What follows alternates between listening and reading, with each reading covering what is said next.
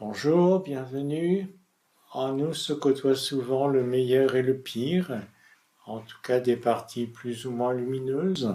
Pouvons-nous illuminer vraiment notre monde intérieur, rayonner de belles valeurs dans notre demeure et les installer? Regardons pour cela déjà la façon dont nous la construisons. Pendant l'enfance, la personnalité n'est pas encore formée. Nous pouvons dire, un petit moi constitué progressivement du plan physique, sensible et mental. Nous commençons à développer notre corps physique par la nourriture, le mouvement, l'exercice. Le bébé exerce la coordination du corps avec le plan énergétique qui l'anime, qui l'habite. À accorder ces deux plans-là qui déjà pour lui sont un développement, un apprentissage. Ensuite, nous développons nos émotions, nos désirs. Nous formons ce qu'on appelle le caractère, notre caractère. Et puis, ensuite, nous développons notre mental concret, avec en particulier l'apport de la scolarité. La scolarité obligatoire a beaucoup amené le développement du mental. Ils ont une lumière, elle est assez pâle, assez limitée. On dit par rapport au mental, être une lumière ou ne pas être une lumière, faire la lumière sur cette question, mettre la lumière, c'est des expressions qu'on emploie souvent par rapport au mental. Voilà, c'est la lumière du mental concret qui a son importance, sa valeur, mais qui est sûrement limitée. Classiquement, ces étapes correspondent bien au signe du cancer. On l'associe à tout ce qui est l'enfance, la mère en particulier, la famille, l'origine, l'histoire, et puis la demeure, la maison familiale. Marcel Proust était bien relié à ce signe-là et il parlait de la tante Léonie, du village de Combray où il a été pendant son enfance, les madeleines qui lui rappellent les souvenirs, tout ce monde cancer qui correspond à cette étape de formation et de développement de nos plans d'expression. Avant l'étape du signe du lion qui est beaucoup plus l'affirmation de la personnalité qui va réunir tous ces plans-là et qui va leur donner une nouvelle force. Cancer, ça veut dire crabe. Sous sa carapace, il se protège, il protège sa sensibilité et il symbolise la conscience de dépendance où on a besoin d'être encadré de parents, d'éducateurs pendant l'enfance, mais aussi à l'âge adulte, on a besoin d'être encadré de chefs, de responsables religieux, de personnes fortes qui donnent la direction et qui savent où il faut aller, que l'on suit. On suit les traditions également, on s'entoure de traditions. Cela, c'est vrai pour tous les signes, pas particulièrement pour le signe du cancer. Les personnes inspirées par le cancer se reconnaissent peut-être un peu plus là-dedans, mais ça correspond à tout le monde pendant cette étape de construction. Et nous verrons que le cancer va potentiellement bien au-delà de cela. C'est son expression de départ. Donc au-delà du petit moi, nous construisons une personnalité. Nous apprenons à nous connaître, à savoir nos goûts, nos opinions, etc., à savoir ce que nous voulons, à développer la conscience de soi, conscience de nous-mêmes. Qui suis-je? Voilà, c'est moi. Moi, je suis comme ça. La personnalité unifie les éléments hétéroclites du petit moi. Elle est souvent achevée vers la trentaine. Et avec elle, nous avons une pensée qui est la nôtre, que l'on affirme nous appartenir. C'est une pensée personnelle, donc partielle, que l'on peut trouver, par exemple, par rapport au réchauffement climatique, quand on a tendance à dire « j'aime bien qu'il fasse plus chaud en hiver », oui, ça ne me déplaît pas finalement. même si on sait que ça amène beaucoup de catastrophes et que ça va être difficile pour beaucoup, y compris nous-mêmes, avec sa progression. Notre pensée personnelle est partielle, elle est également partiale, basée sur notre point de vue, sur nos émotions. On a nos opinions, mais elles sont particulières et elles n'incluent pas des opinions différentes. Notre personnalité, c'est notre moi, notre siège social, notre point d'ancrage. On peut la situer dans le corps au niveau du front, entre les sourcils, alors que le petit moi est centré sur le plexus solaire, avec les émotions qui dominent. La lumière de la personnalité, c'est surtout celle du mental concret, de l'intellect, qui est encore très relié à l'émotionnel, qui met en mots les émotions et qui crée. Le mental est créatif par nature, mais là, il crée à partir des émotions. Voilà, donc nous avons construit notre demeure intérieure. Elle n'est pas encore illuminée, elle a une lumière toujours pâle, assez vacillante, qui peut changer vite comme les émotions, vers le haut, vers le bas, affirmatif ou alors avec des doutes. Ça peut changer très vite au niveau de la personnalité, on connaît bien cela. Et puis, avec l'évolution, on commence à aspirer à de nouvelles valeurs, fraternité, solidarité, etc. On se pose de nouvelles questions, on se met à chercher la vérité, on s'ouvre à notre être profond, et c'est en s'ouvrant à lui qu'on va illuminer beaucoup plus notre demeure intérieure. C'est notre vrai moi, c'est en reconnaissant cette partie essentielle qui est qualité, qui est entre autres lumière, clarté, vision claire. C'est ainsi qu'on arrive à illuminer ce que l'on est globalement. Elle voit clair, elle comprend les causes, les buts, l'étape actuelle de la progression, où on en est, où en sont les autres aussi. On peut mieux comprendre. Et la lumière de notre être profond transforme, pénètre progressivement notre personnalité par les expériences, les rencontres par exemple, qui nous servent de miroir, que nous admirons ou que nous détestons. Cela reflète une partie de nous-mêmes que l'on aime voir ou non et qu'éventuellement on nie, mais on le trouve plus et on l'intègre plus par le miroir que sont les autres. Notre être profond pénètre notre personnalité aussi par les crises, les tensions que l'on rencontre, qui sont en définitive des propositions d'évolution. Quand on en sort, quand on a enregistré l'expérience qu'il y avait à apprendre, on se rend compte souvent que c'était des propositions d'évolution. Par exemple, une perte d'emploi peut être très difficile à vivre tout un temps, on peut remettre vraiment en question.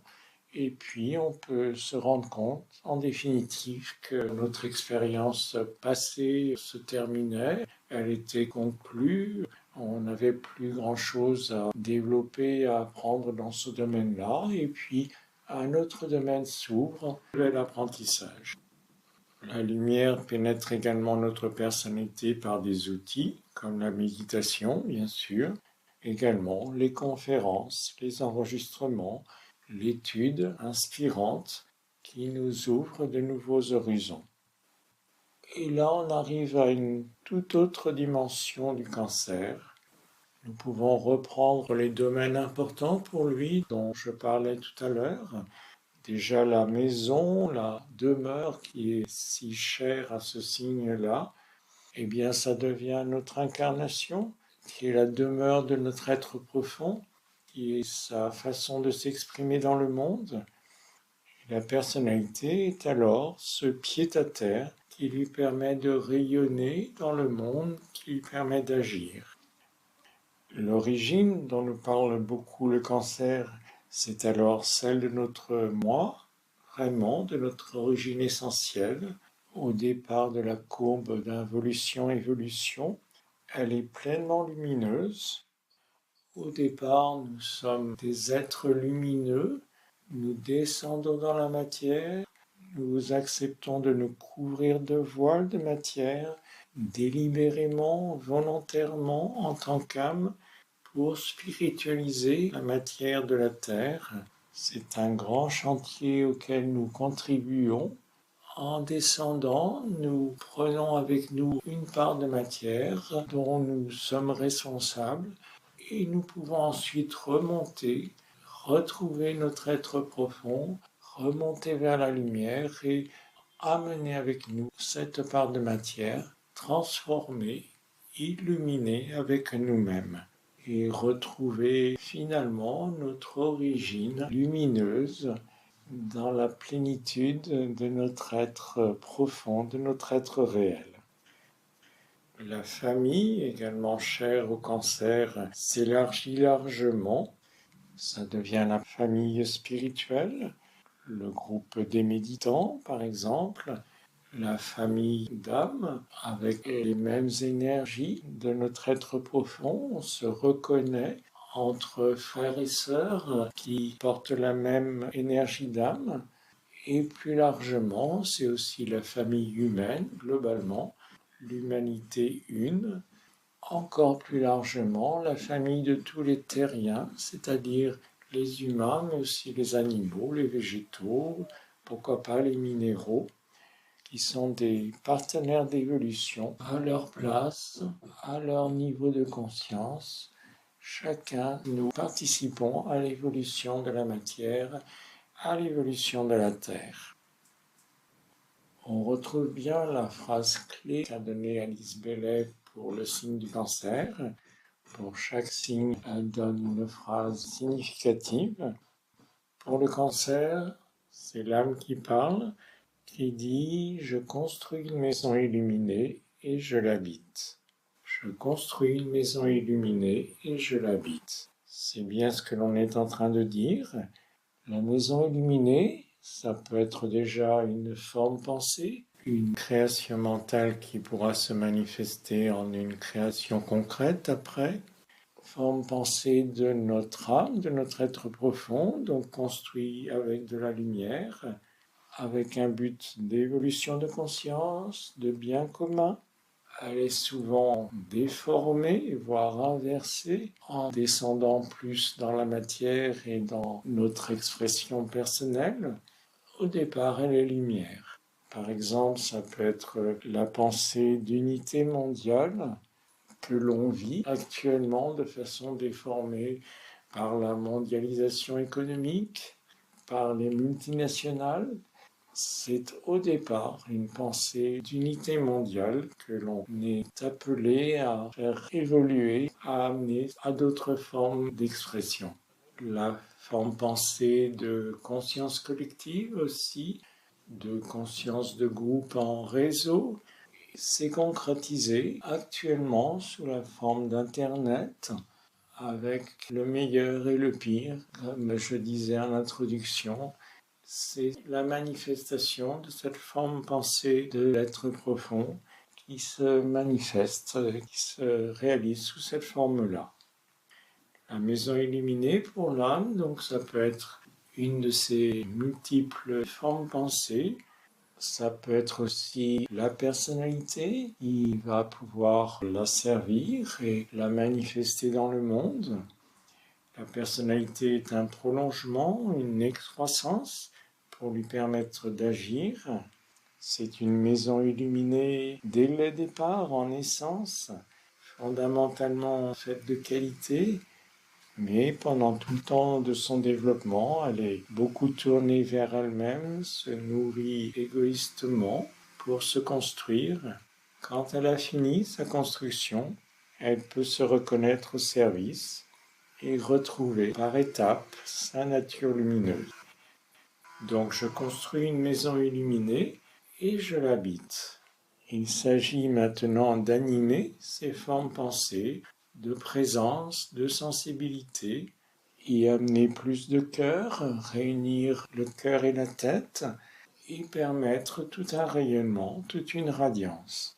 Au niveau de cette forme pensée de l'âme, qui est la personnalité, eh bien, l'âme cherche à habiter la personnalité, à l'illuminer, à ce qu'elle retrouve sa lumière essentielle, et progressivement, celle-ci a accepté d'être animée, d'être inspirée, de se mettre à son service, de lui permettre d'agir. Elle est une création de l'âme dans ce but, et l'âme et la personnalité peuvent se réunir, peuvent se marier, c'est ce qu'on appelle le mariage dans les cieux, en une âme-personnalité qui réunit les deux, unis dans le but de servir la volonté supérieure. Une image parlante pour représenter ça, c'est celle de la stalactite et la stalagmite. En dessous, la stalactite correspond bien à l'être profond, l'âme, qui au-dessus goutte pour former en dessous la stalagmite, qui grandit par les minéraux que dépose progressivement la stalactite sur elle. Pendant tout un temps, la personnalité comme la stalagmite croit qu'elle grandit par elle-même. Elle finit par se rendre compte que c'est la stalactite au-dessus qui la nourrit, qui la fait grandir, qui lui amène des expériences constructrices et qui l'amène à retrouver la conscience d'origine. Finalement, les deux, stalactite et stalagmite, se réunissent en une colonne dans une caverne.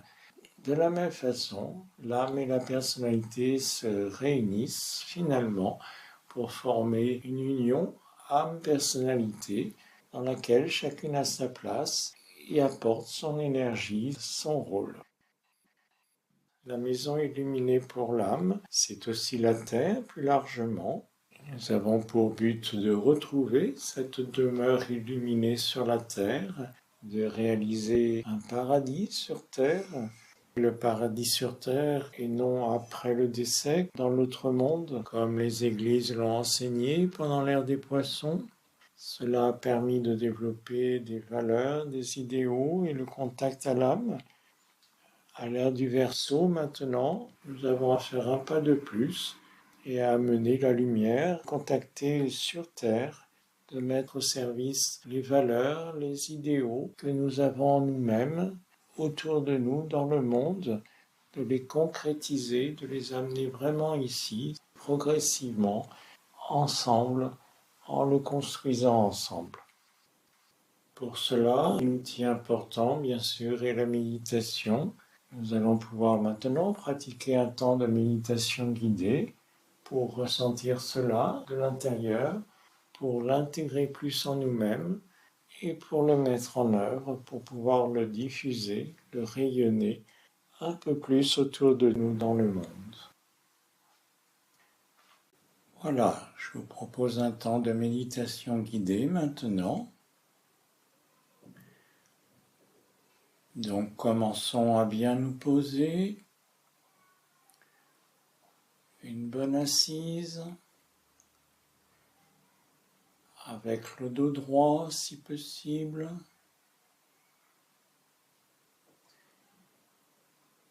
Et puis on laisse nos yeux se fermer pour limiter les sensations extérieures.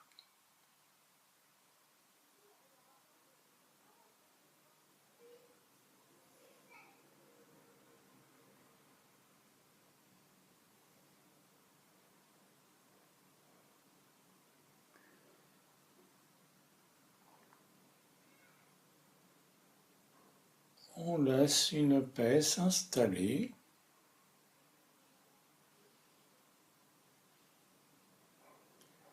Progressivement.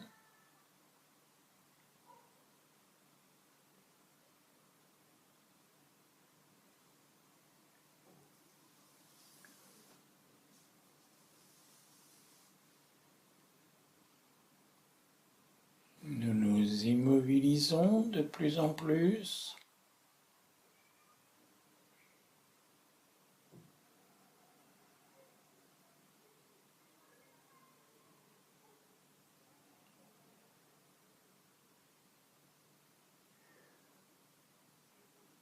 nous nous concentrons au niveau du front, entre les sourcils, centre de notre personnalité.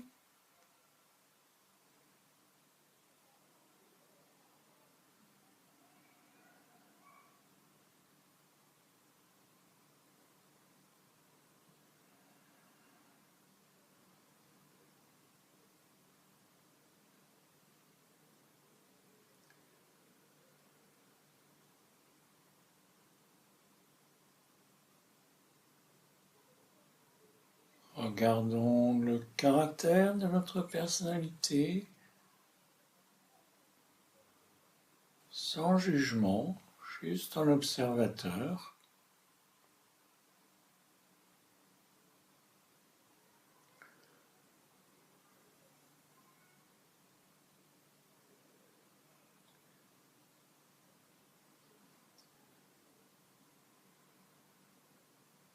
Et regardons sa lumière.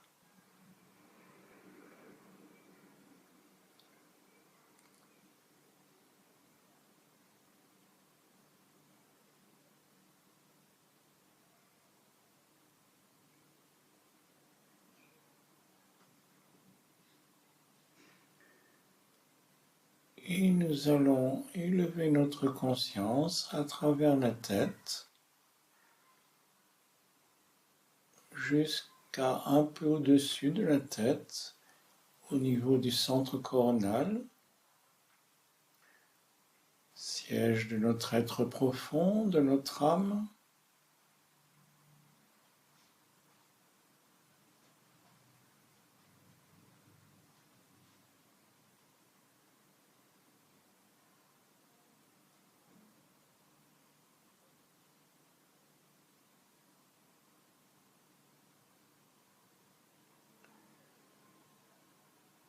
Nous pouvons imaginer à ce niveau une grande lumière intense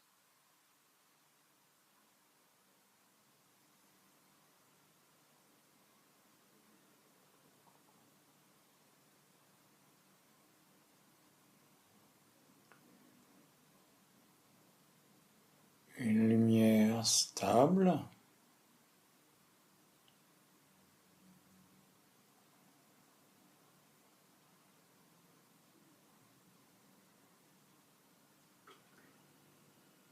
Elle nous relie aux autres.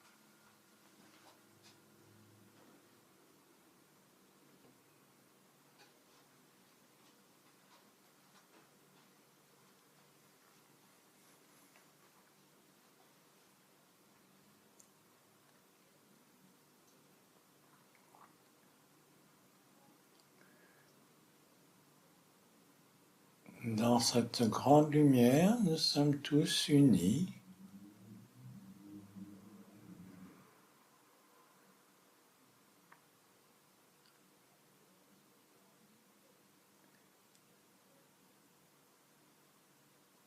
Entre autres avec les autres méditants.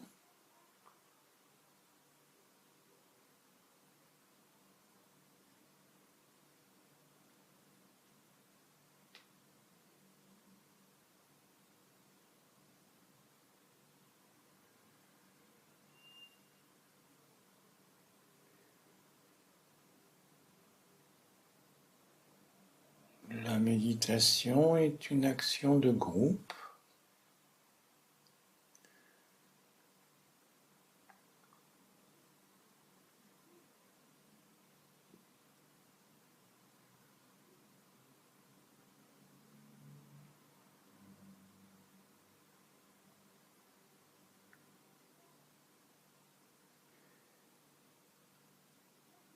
Et à partir du centre coronal, de cette lumière, nous regardons en dessous la personnalité.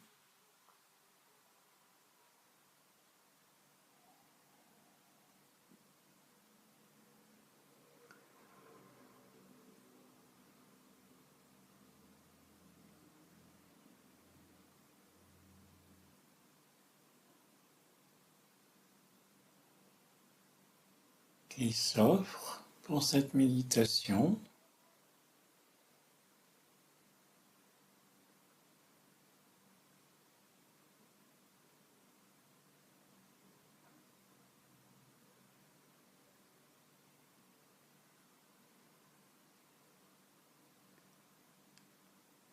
Elle est une maison illuminée pour notre être profond.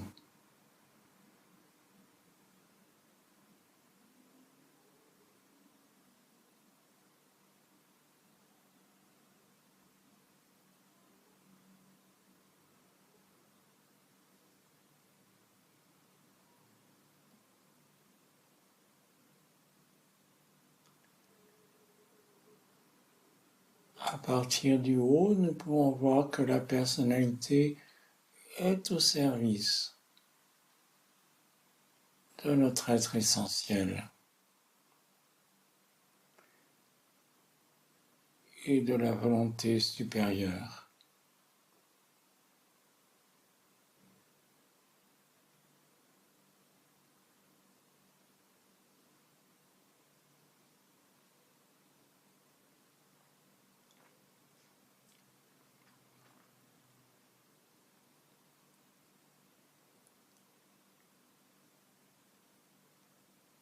Et là, les deux peuvent s'unir,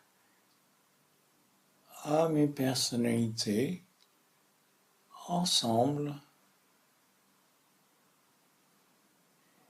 réunis,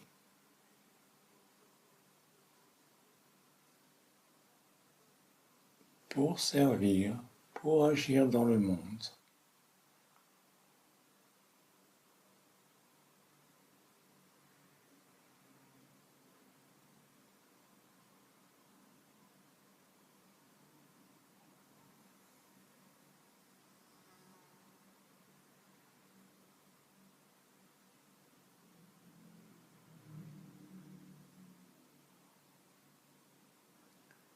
Actuellement, nous pouvons partager déjà tout ce que nous avons contacté dans cette conférence, dans cette méditation. Nous le laissons diffuser à travers nous, autour de nous, dans le monde, particulièrement sur l'expiration. Nous laissons diffuser dans le monde tout ce que nous avons pu contacter dans cette conférence, dans cette méditation, consciemment ou non.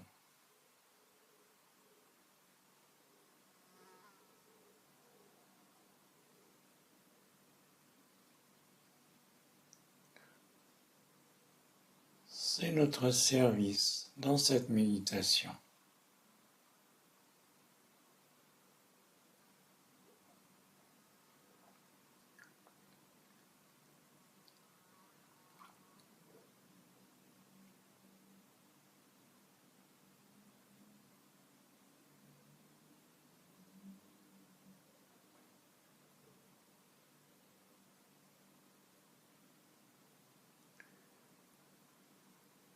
Prenons un moment pour intégrer ce que nous avons vécu dans la conférence, dans la méditation.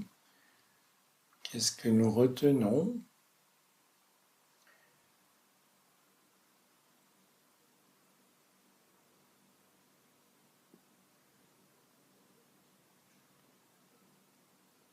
Qu'est-ce que nous marquons pour le garder, pour peut-être l'approfondir, le cultiver?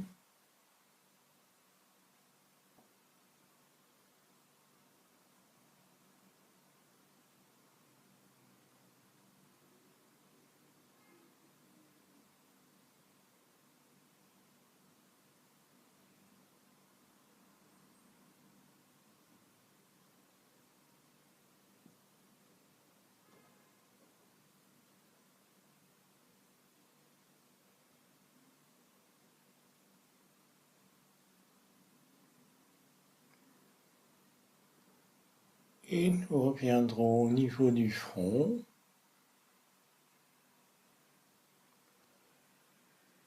Nous reprendrons contact avec notre corps, ses appuis, sa respiration.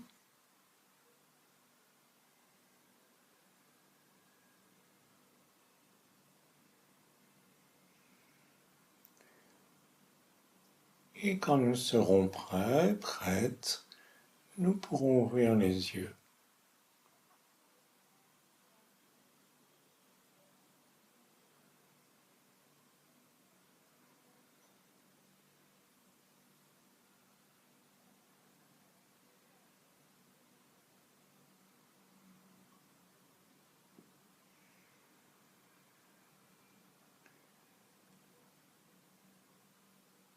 Voilà, une pratique de méditation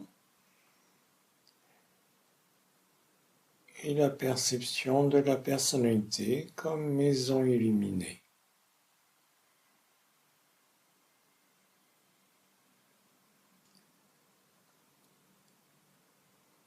Il est intéressant de renouveler de telles pratiques. À fur et à mesure, cela s'approfondit. Nous ressentons plus et nous pouvons diffuser plus ce que nous avons trouvé pendant ce temps-là. J'espère que ça s'est bien passé. Je vous remercie de votre écoute. À une autre fois, si vous le voulez bien. Au revoir.